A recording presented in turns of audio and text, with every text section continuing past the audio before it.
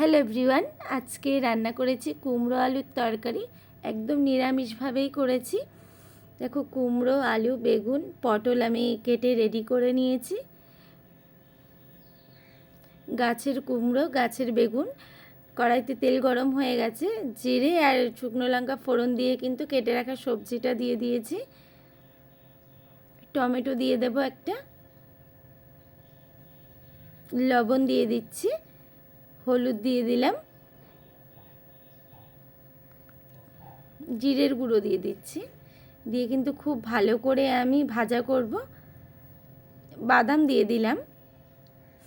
সবজিটা কিন্তু খুব ভালো করে ভাজা করেই পরিমাণ মতো জল দিয়ে দিয়েছি। সবজি থেকে জলটা একটু শুকিয়ে এসেছে, একটু চিনি দিয়ে দিয়েছি, গরম মশলা দিয়ে দিলাম। নামানোর আগে কিন্তু আমি একটু ঘি দিয়ে দিচ্ছি। এইভাবে নিরামিষ আলু কুমড়োর তরকারি কিন্তু অসাধারণ সুন্দর লাগে।